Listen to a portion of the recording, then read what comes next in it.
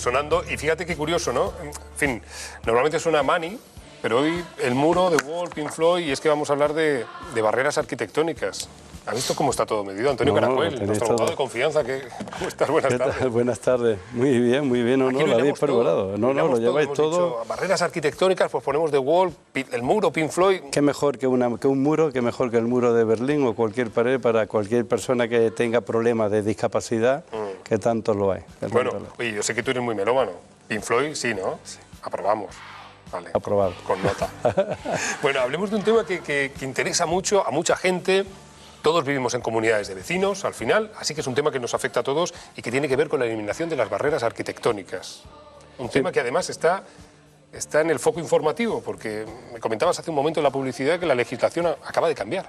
No acaba de cambiar, acaba de entrar en vigor con un adelanto. Es decir, no está en el foco informativo, está pasando muy desapercibido en los medios de comunicación y también está pasando desapercibido por este motivo, pues por los vecinos, que era el motivo por el cual los propuse hablar de este tema. ¿De qué estamos hablando? Pues estamos hablando de una ley que es el Real Decreto 1/2013, que permitía lo que era de derechos de las personas con discapacidad para una accesibilidad universal.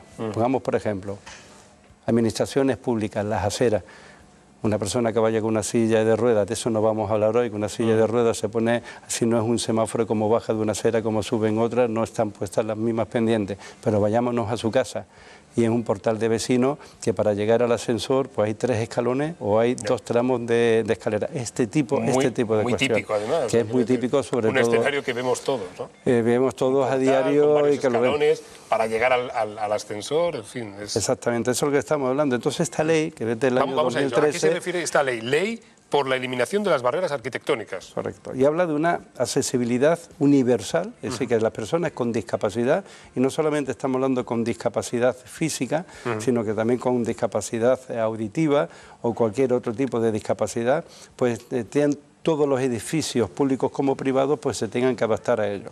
¿De acuerdo? Nos vamos a centrar en la silla de ruedas, la persona que tiene esta discapacidad física, pero te pongo otro ejemplo, la persona que es invidente, la persona que no ve, la ciega, la persona ciega que entra en un ascensor y que no sabe qué tecla tocar en el ascensor porque las teclas, los botones del ascensor tendrían que estar preparados en braille para que lo pudieran detectar en un momento dado. A esto a lo que se refiere esta ley, que con los edificios públicos en un momento dado, con los edificios públicos sí que ya eran de mucha más obligatoriedad, pero con los edificios privados pues estaba previsto que entrase en vigor el 1 de enero del 2019 y se adelantó por esta ley del 2013, se ha adelantado al 4 de diciembre del año pasado. Así que desde el 4 de diciembre del año pasado ha entrado en vigor esta ley. Vale. ¿Y entonces hasta ahora cómo se regulaba este tema? Pues era muy complicado porque estábamos hablando que había que irse, estamos hablando de pisos que en régimen de comunidad de propietarios y siempre se tenía que aprobar en una junta de vecinos por la mayoría de vecinos. Con lo cual el tipo de obra, si había una persona de 18 vecinos que era la que se veía afectado, la que tenía problemas, pues en un momento dado estaba el resto de los vecinos pues decían que no. Ahora con esta ley pues ha habido algunas modificaciones, porque hablamos de accesibilidad universal, y entonces estamos hablando que no hace falta votar. Como decía antes, eso es lo que tienen que saber los ciudadanos. Depende de la situación, depende de la trascendencia y de la importancia y de la cuantía de la obra, no hace falta votar. Vale, entonces a partir de ahora, a partir de esta nueva fecha, con esta nueva modificación, ya no es necesario esa junta. En fin, todos hemos vivido alguna reunión de vecinos donde se ha debatido este tema, una rampa en el portal o incluso en la piscina, en zonas comunes. En definitiva, a partir de ahora ya no es necesario, sino que esta ley... Es obligatoria. ¿Es obligatoria? Es obligatoria. Es decir, cualquier vecino se dirige a la comunidad y le dice, mire usted, yo no puedo acceder al garaje porque no hay una rampa. Y la comunidad de vecinos tiene la obligación de realizar esas obras con un límite, siempre que no sea gravoso para el resto de los vecinos, gravoso para la comunidad. ¿Cuál es el significado gravoso? Que cada uno de los vecinos en esta cuota extraordinaria no tenga que pagar la cantidad de 12 veces su cuota mensual. Me voy a explicar. Vamos a imaginar un bloque de vecinos con 8 vecinos, que cada uno paga 50 euros al mes. Un vecino paga 500 euros al mes, por 12 meses son 600 euros al año. Bien, pues estos 600 es lo que no se le puede pagar de más a todos los vecinos para una obra de estas características. Estamos hablando 600 euros por 8 vecinos, 4.800 euros. Pues fíjate, con 4.800, 5.000 euros, pues se puede exponer una escalera, una rampa, se puede hacer una rampa, se puede hacer una plataforma para que suba la silla de ruedas, se puede poner la típica silla que va con el pasamano, se pueden hacer una serie de obras que antes era un gran problema y ahora es automático y obligatorio y sancionable si no se realiza. Vale, vamos a ir a un caso práctico, ¿vale? Me voy a poner yo de caso práctico. Bueno, voy a poner... Depende del piso donde vivas. No, voy a poner... No, ya hablo mucho de mí aquí en el programa. Voy a hablar de mi madre. Típico edificio, 9 alturas, un portal, 3 escalones para llegar a una escalera derecha donde hay un ascensor. En fin, un portal que tiene mucha gente en Málaga y en cualquier sitio. ¿Qué hacemos ahí? ¿Cómo se puede intervenir? Pues para superar esos 3 escalones, si depende de la altura, lo más barato sería una rampa. Pero vamos a suponer que los escalones son muy altos y que la rampa es peor porque sería una montaña rusa. Un rompecocos. Bueno, exactamente. Bueno, pues entonces habría que buscar como una plataforma elevadora. Sería otra opción. Que no se puede realizar la plataforma elevadora o incluso, fíjate lo que permite la ley, que para que esa rampa no sea tan empinada haya que ocupar parte de la acera. Si hay que ocupar espacios públicos, se podrían ocupar los espacios públicos. Vale, voy a intentar cogerte. A ver si puedo yo... Esto es muy complicado, ¿eh? Coger a caracueles es complicado. Muy fácil. Vamos a suponer... No, qué va. Vamos a suponer edificio años 60, ese tipo de edificios de 3, 4 alturas, de protección civil, que no tiene ascensor, pero es que tampoco tiene sitio donde poner el ascensor. Y de pronto hay un vecino que exige un ascensor y ahora la ley le ampara. ¿Qué hacemos? No hace falta, primero, te digo para que me dé tiempo a pensar en la trampa que me has preparado, que es una táctica, no es broma. Primero comentarte que no hay que irse tan antiguo. Nos podemos ir anterior al año 2010. Hasta el año 2010 no era obligatorio esta serie de necesidades de ascensores y demás. Podemos ir a los años 80 o a los años 70. Pero bien, vámonos en ese caso. Venga, has ganado tiempo. Nos podemos encontrar, primero, luego hablaremos del tema de cuantía económica, como hemos hablado de esas 12 mensualidades. Pero si los vecinos quieren poner un ascensor, primero habrá que ver dónde se coloca ese ascensor. Primer problema que puede ocurrir, en los bajos de la casa de tu madre, en ese edificio, y yo me lo he encontrado con un vecino, con un cliente mío de aquí de Málaga, no hay sitio donde poner la caja del ascensor. Claro. Es decir, cuando vamos a la planta baja o la primera planta del ascensor, siempre vemos que el ascensor sigue para abajo y se mete a lo mejor 3 o 4 metros. Puede ocurrir que esos 3 o 4 metros sean propiedad de un local comercial. Se le puede expropiar. Se le puede expropiar siempre, pagándole, pero esos metros que sean necesarios para la instalación del ascensor, el propietario del local comercial tiene que cederlo con una cuantía económica. Solamente cuando corre a peligro la estructura del edificio no sería posible. Vamos a más. Ya no es por la caja, mira, ya por que ejemplo, es imposible. Un ascensor exterior. Eso es lo que va a hablar, que no es posible. No es posible porque no haya hueco de escalera. Hay otra posibilidad, que es a cada vecino que se le quita un trozo de su vivienda. Oye, mira, en el hueco de la escalera, pues los vecinos de la letra B y C, no el de la A y el de la B, pues hay que quitarle. Y están de acuerdo y es otra opción. Que no, los tendremos que ir fuera y estamos ocupando vía pública. Correcto. También se pueden realizar. ¿Qué es lo que ocurre? Esto ya encarece la instalación. Yo estoy hablando, por la experiencia que tenemos, la instalación de un ascensor puede estar de 60 a 70.000 euros. Por lo que estamos hablando de una cuantía considerable. Claro. Ahora iremos. Y si es exterior, nos podremos ir hasta los 120.000 euros. Claro, estaba yo pensando, instalar un ascensor, en fin, costes muy elevados. Has comentado 60, 70.000 euros. Bueno, esto, inmuebles donde suelen residir personas mayores.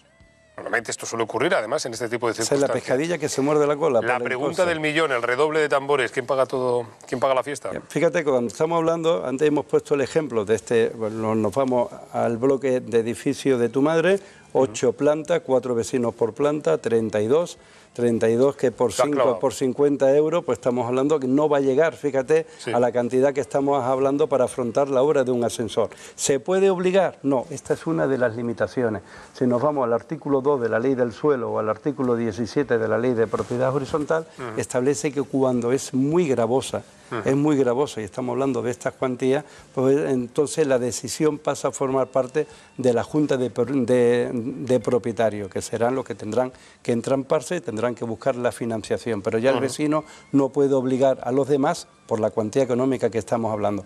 Pero esto es como se legisla en España. Mire usted, la legislación, este Real Decreto del 2013, todo lo que ha venido después obliga a la adaptación de todos los edificios. Y incluso impone sanciones que van de los 300 euros a los 3 millones de euros a quien no lo realice. ¿Quién lo paga? Pues tendrá que ser la Administración. Es decir, se nos ha olvidado que tendrá que ser las administraciones con una serie de vías de subvenciones públicas la que tendría que sufragar la adaptación de todos estos edificios a estas necesidades de los vecinos. De hecho, la Junta de Andalucía, y al César lo que es el de César, se ha habido durante estos años anteriores pues una campaña en la cual subvencionaba una cantidad muy importante lo que es la instalación de estos ascensores. Que no llegaba, ¿por qué? Porque nos vamos a un edificio de los años 60 o 70, ya estamos hablando con personas de la tercera edad. Si estamos hablando de personas de la tercera edad, con viejete, con viejecitos, están jubilados, su poder adquisitivo no llega para una inversión de esa característica, incluso con la subvención. O la subvención en Claro, pero es que además lo de la subvención tiene truco. Esto, a ver, lo de la subvención, si es una subvención para rehabilitación, si no me equivoco, ¿no? Esto luego contabiliza en el IRPF y resulta que a lo mejor ese mayor, ese pensionista, que es subvencionado para tener un ascensor en su mueble, resulta que tiene que terminar pagando cuando llegue la declaración. Es lo que nos ha ocurrido, y lo que ha ocurrido recientemente, que Montoro no descansa y no para, y cuando ha habido unas subvenciones a nivel local, bueno, hablamos de Money, estamos hablando con el IBI a nivel local, y dice, mire usted, el ayuntamiento le va a subvencionar usted con un 10% en el IBI, y ese 10% que le subvencione con el IBI, para que usted no tenga que pagar más.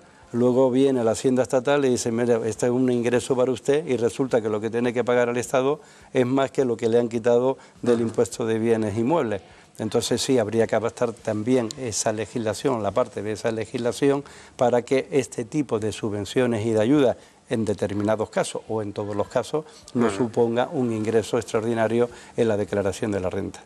Bueno, y yo siempre que hay un cambio en la legislación me planteo por qué. ¿Qué había antes y qué aporta esta nueva ley al respecto de las barreras? Aquí se ha hecho lo que se tenía que ver, o lo que tenía que ocurrir más en España. Aquí, y el término lobby siempre se utiliza, el término lobby, hacer lobby, peyorativamente, ¿no? Aquí las asociaciones de personas con discapacidad pues se han movido bastante, y en los años anteriores pues han estado presionando a los distintos gobiernos para que se produjeran estas modificaciones legislativas, por lo que he comentado anteriormente, porque estamos hablando que en España puede haber, creo, te hablo de memoria, 1.200.000 personas con discapacidad. Es decir, que estamos hablando de un porcentaje muy grande. Claro. Y estamos hablando que también el número de edificios que no estén adaptados para estas personas también es bastante grande. Entonces ese es el motivo. Bueno, es facilitar la integración. Mejora, por lo tanto, la situación. Lo que pasa es que pensando y viendo datos, más del 77% de las fincas necesitan mejorar la accesibilidad. Estamos hablando, por lo tanto, que solo un 23% estarían dentro de la normativa. Vamos, que esto puede ser una derrama, y nunca mejor dicho, muy grande para muchas comunidades de vecinos. Correcto, o una derrama mayor para las distintas administraciones públicas, que son las que tienen que ayudar con las subvenciones. Vámonos, que no todas necesitan el ascensor. Vamos a ver que algunas de ellas tienen que ser las propias comunidades, cuando no son de gran trascendencia económica, las que tienen que soportar esta medida. Volvemos a lo que hemos dicho antes, la rampa, el elevador, lo que es la silla pegada a lo que es el pasamano de la escalera, para salvar esos 3 escalones que tú has comentado. No todos estamos hablando que sean sin ascensor, claro, que mayoritariamente sí.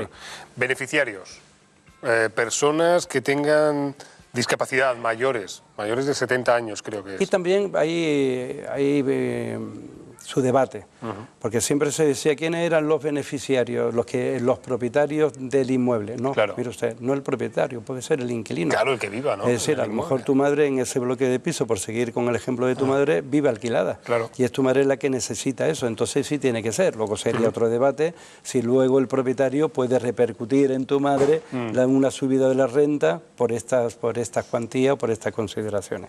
¿Vale? Entonces, en primer lugar, todas las personas que vivan o trabajen. Y en caso de, claro, eso te iba a decir, en caso de que, por ejemplo, un inmueble que tenga oficinas, yo qué sé, en el primer piso, o la oficina, un despacho de abogados, que se me cae la taza, también. El portero del edificio que lleva 20 años, 25, y es ahora una minusvalía que le ha acaecido posteriormente, pues habría que abastarlo también. Vamos a ir un poco más allá. Vamos a seguir con el ejemplo de mi madre. Dios mío, cuando nos vea, qué contenta se va a poner. Vamos a imaginar que yo mismo o cualquiera de mis hermanos vamos a visitar a mi madre, pero uno de nosotros tiene una discapacidad. ¿También en este caso? También en ese caso. También en ese caso. Lo que pasa es que ponemos el límite de esas 12 mensualidades, claro. Y que la obra sea de gran trascendencia y que sea obligatoria porque tu madre lo solicite. Mire usted, es que mi hijo que viene a verme o que me está cuidando tiene esta minusvalía que no puede acceder a mi vivienda porque falta una rampa para saltar esos 3 escalones. También tendría que hacerlo. Bien, pues yo creo que prácticamente lo hemos comentado todo. Muchas páginas tiene, queda mucho por comentar, pero lo más importante sí lo hemos comentado. Lo que tenemos que hablar es, en primer lugar, si quieres, resumiendo, las obras que sean de menor importancia, que no llegue a una cuota extraordinaria de 12 mensualidades, no hace falta que se vote en junta, sino solamente con el simple requerimiento del legitimado para poder requerirlo.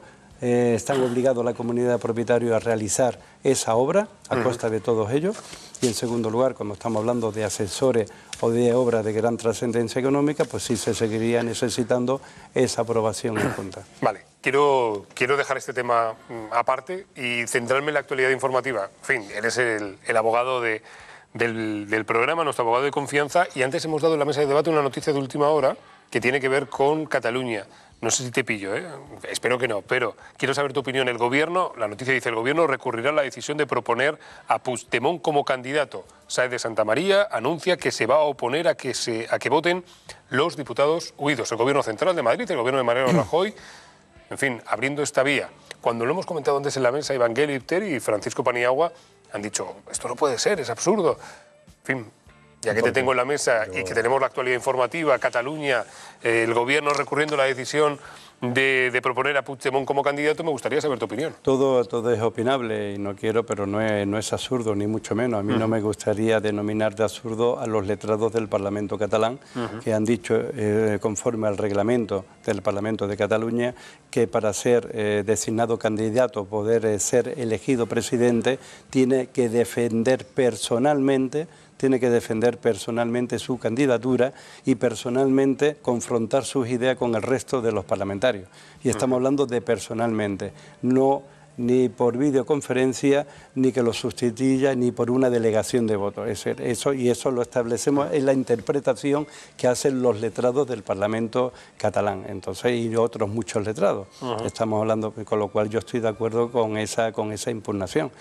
Hay que poner freno y que no a este paripé o este teatrillo que llevan ya un año y con la ley por delante y con la legislación por delante. Sí, lo que pasa es que, Antonio, mucha gente está con este tema diciendo es que la justicia está politizada y por lo tanto la ley por delante es una ley que... No lo sé, te pregunto, ¿eh? No, estamos me dedico a hacer preguntas, soy periodista. No, a mí me gusta que lo pregunte, pero la justicia no está politizada y lo estamos viendo en este caso. Al principio había 2 jueces, estamos hablando de la jueza Lamena en la Audiencia Nacional, que era muy dura, pero por los criterios judiciales ha ido todo al Tribunal Supremo con el juez Llanera, y el juez Llanera el que está tomando la decisión que no es comprensible para el gobierno o para los políticos, porque la justicia va por su lado y ha tomado una serie de decisiones como la anulación, por ejemplo, de la orden de búsqueda y captura internacional, y por un punto de vista jurídico, para que no se pueda perjudicar a lo que es la justicia, para que se le pudieran encausar y enjuiciar por todos los posibles delitos que han cometido. Yo no opino así, pero es que estamos hablando que con la ley en la mano, el reglamento de la Cámara no dice que se pueda delegar la defensa de una candidatura, ni que tampoco se pueda delegar la intervención de un candidato, ni que tampoco se pueda realizar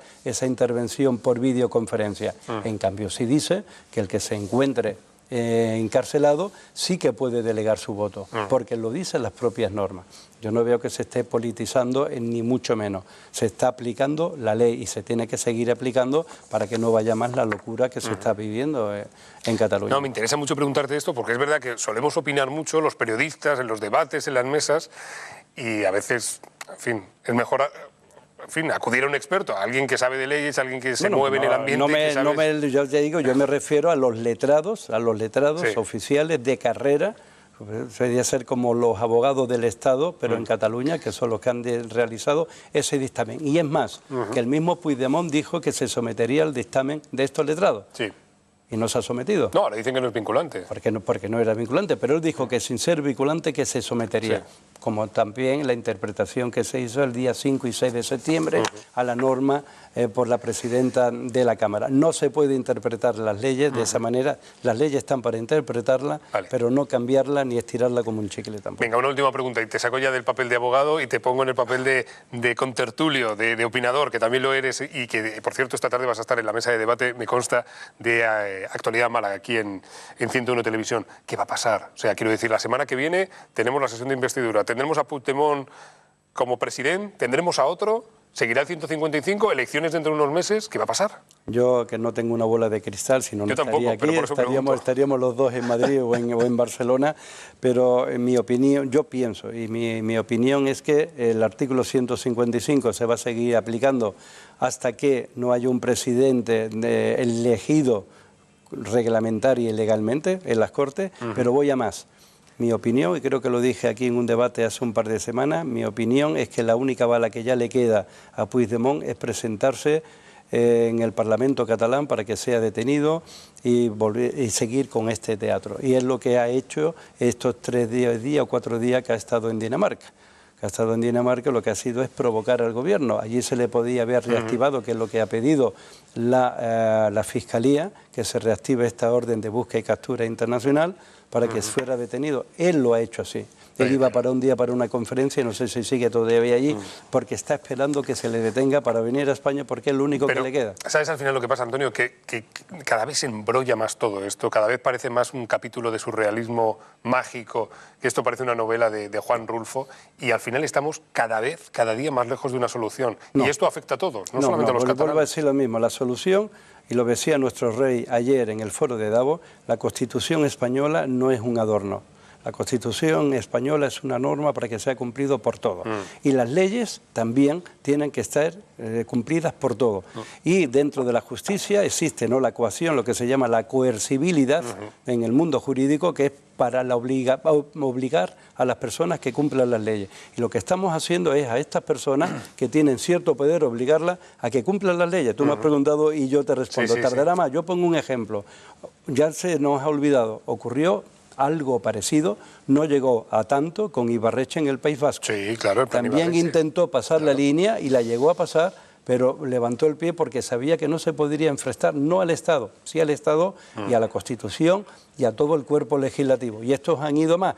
Es cuestión de tiempo, la justicia es lenta, pero llegará, y hay que ser fuerte con la aplicación de la justicia. Bueno, quería comentar contigo este tema, más allá del tema de las barreras arquitectónicas, pero ya que tenía un abogado Esto es una barrera mesa, también. Esto es otra barrera, ya te digo que es una barrera. Antonio Caracuel, abogado, muchísimas gracias por estar con nosotros como siempre.